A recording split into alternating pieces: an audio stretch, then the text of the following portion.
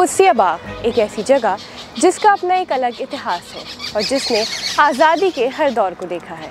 आदाब, मैं हूँ आपके साथ अमीना माजिद। 1748 में बने इस बाग के अलग इतिहास है, लेकिन इसके बारे में ज़्यादा लोग नहीं जानते। पर आज हम आपको इसी बाग के इतिहास के बारे में बताएंगे और हमारे साथ होंगे साकिब सलीम। तो चलिए लेकर चलते हैं आपको आज़ादी के उस दौर में।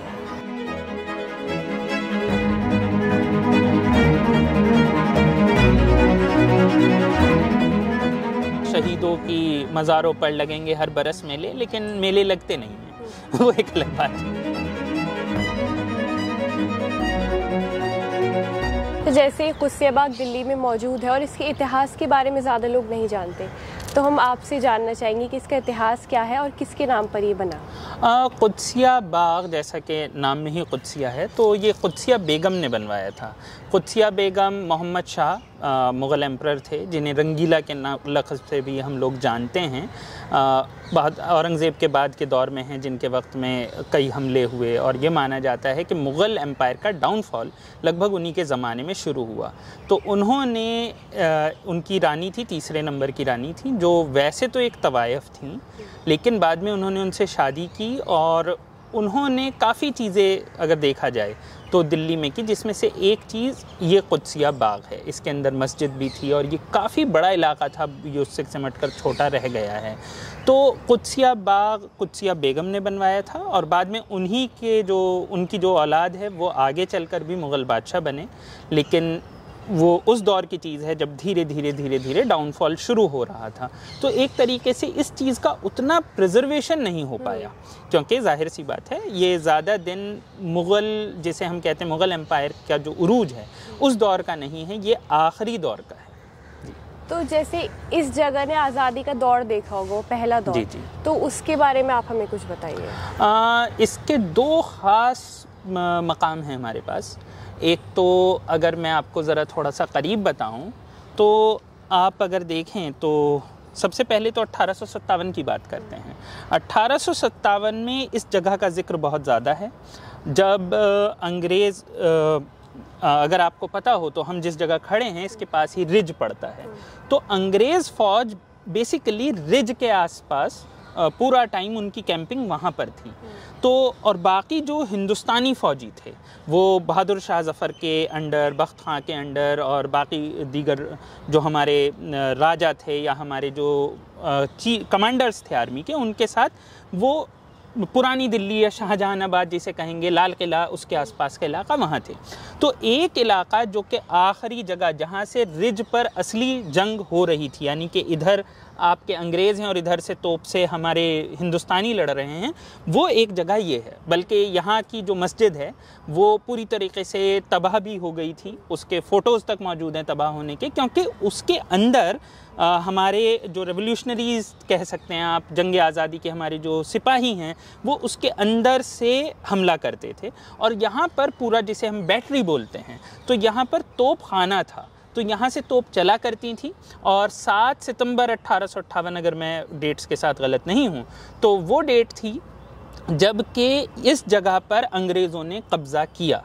उसके एकदम बाद उन्होंने कश्मीरी गेट पर कब्ज़ा कर लिया था। अगर कहा जाए तो मैं ये भी कह सकता हूँ कि दिल्ली को अंग्रेज़ों के कब्ज़े में वापस लाने की जो डिसिसिव वॉर है, जो निर्णायक वॉर थी, जो निर्णायक लड़ाई थी, वो कुदसिया बाग थी। अगर कुदसिया बाग फ़तेह हो, ये अंग्रेज़ों को भी पता था कि कुदसिया बाग अगर फ़तेह हो जाता है तो दिल्ली भी फ़तेह हो जाएगा, कश्मीरी गेट तक हम पहुंच जाएंगे, यानी कि हम लाल किले के अंदर पहुंच जाएंगे। और ये हुआ भी, एकदम से ऐसा हो गया था। तो ये इसकी बहुत इम्पॉर्टेंस है। और उसके बाद अंग्रेज़ों ने ख़ुद कोशिश की थी कि वो अपनी छावनी यहाँ पर बना दें, लेकिन कुछ वजह से उन्हें लगा कि वो इतनी जल्दी नहीं बना पाएंगे।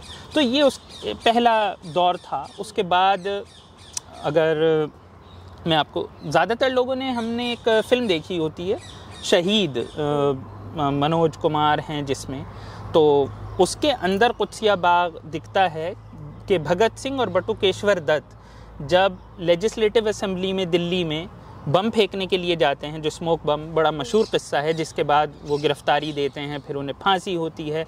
तो वो पहले कुत्सिया बाग में आते हैं, जहाँ पर एक मीटिंग होती है भारतीय क्रांतिकारियों की। पार्टी मेंबर्स जितने भी भगत सिंह, बटुकेश्वर दत्त के साथ थे, सब यहाँ पर मिलते हैं। एक मतलब मानना ये है, और ये हम बटुकेश्वर दत्त ने ही, क्योंकि फिल्म की कहानी लिखी थी, तो ये माना जा सकता है कि वो ज़्यादा ऑथेंटिक सोर्स है हमारा। तो उसमें यह है कि जो महिलाएं थी पार्टी की, उन्होंने एक तरीके से उनकी आरती भी की थी, एक तरीके से उन्हें गुड लक भी कहा था, जो एक हिंदुस्तानी रिवायती तरीका था उससे। और कुत्सिया बाग से ही वो यहाँ से निकले, और ये आखिरी जगह थी जहाँ पर वो आखिरी बार अपनी पार्टी मेंबर्स से मिले, उनसे गले मिले, और एक तरीके से उन्होंने डिसाइड कर लिया था कि अब शहीद होना है। मतलब जिसे हम कह सकते हैं कि सर पे कफन बांधने की जो रस्म है वो यहाँ पर पूरी हुई थी। तो भगत सिंह के लिए भी, जो कि हमारी जंग आज़ादी का एक सबसे बड़ा सिपाही, अगर हम कुछ लोगों को गिने तो शायद नंबर 1-2 पर तो वो आते ही हैं। तो उनसे उनका जो एक तरीके से डिक्लेरेशन है कि अब हम जा रहे हैं, वो इस जगह से शुरू होता है। तो कुत्सिया बाग का जो अपना रोल है वो जंग आज़ादी में बहुत जगह है। उसके बाद आज के दौर में जाहिर सी बात है ये जगह शायद उतनी न लोगों को ध्यान है, न लोग यहाँ ज़्यादा आते हैं। और वही बात है कि वैसे तो एक शेर है कि शहीदों की मज़ारों पर लगेंगे हर बरस मेले, लेकिन मेले लगते नहीं हैं वो एक अलग बात है।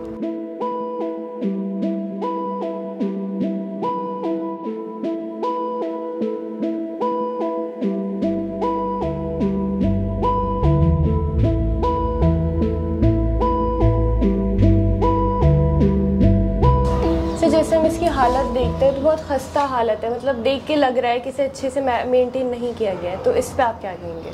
देखिए, ये आमतौर पर कोई अकेले कुत्सिया बाग की दिक्कत नहीं है, और फिर भी दिल्ली में रहते हुए शायद वैसे ही प्रोटेक्टेड मोनूमेंट है एएसआई का, आर्कोलॉजिकल सर्वे ऑफ इंडिया का, यानी कि भारत सरकार इसका संरक्षण करती है, इसका कंजर्वेशन, प्रिजर्वेशन सब कुछ भारत सरकार करती है। दिल्ली में फिर भी आपको ये दिखेगा कि हमारे जो मॉन्यूमेंट्स हैं उनका फिर भी थोड़ा बहुत रखरखाव हो जाता है, लेकिन जो बाकी जगह हैं आप देखेंगे तो आम तौर पर इनका रखरखाव नहीं हो पाता है।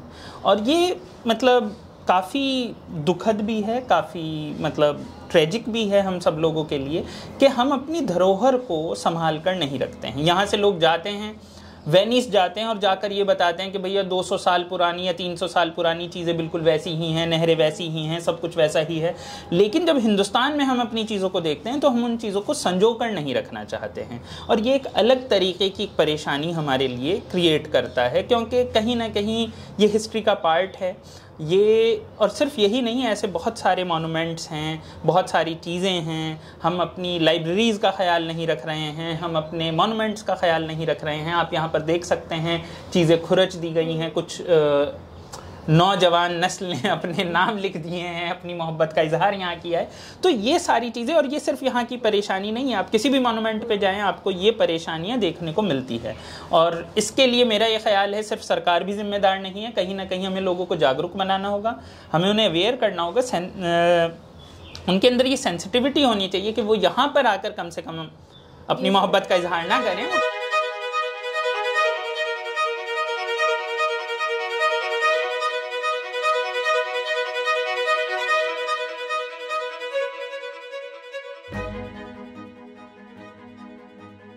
यहाँ पर आर्मी कैंप्स बने तो तब भी ये सारी चीज़ें नहीं थीं।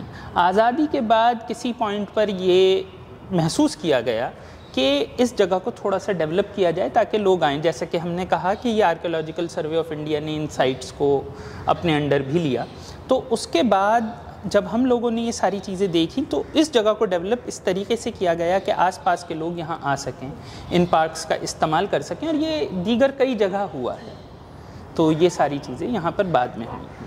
तो अगर अब देखा जाए तो मेरे हिसाब से अब लोग आते हैं तो पार्क के तौर पर आते हैं या टहलते हैं, हाँ। पर इस तरफ शायद लोग नहीं आते अब ज़्यादा। जी बिल्कुल, लोगों को पार्क के तौर पर आते हैं, और वो भी इतना नहीं आते हैं, यहाँ के मशहूर पार्क में नहीं आता है दिल्ली के। तो वो लोग यहाँ पर आते हैं लेकिन वो इसका इतिहास नहीं जानते हैं, और जैसे आपने बताया पहचान का पता होना ज़रूरी है, तो जैसे नई जनरेशन है और सोशल मीडिया का ज़माना है, तो आपको क्या लगता है जो ऐसे हिस्टोरिकल मॉन्यूमेंट्स हैं उनके बारे में आप सोशल मीडिया के ज़रिए कैसे लोगों तक ये बातें पहुंचा सकते हैं? मेरा ये ख्याल है कि कुछ लोग पहुंचा भी रहे हैं, बहुत काम हो रहा है कि सोशल मीडिया से ये चीज़ें फैल रही हैं। लोग रील्स बनाते हैं, लोग सोशल मीडिया पर छोटी छोटी वीडियो बनाते हैं, कुछ ऐसे फैक्ट्स भी बताते हैं। लेकिन हाँ, उसमें एक गड़बड़ ये होती है कि कई बार उसमें बहुत सारे फैक्ट्स मिस रिप्रेजेंट कर दिए जाते हैं। आज हम आपको लेके आए थे कुस्सिया बाग, जो एक बहुत ही दिल्ली की ऐतिहासिक जगह है। ऐसी और भी वीडियोस के लिए देखते रहिए आवाज़ वॉइस।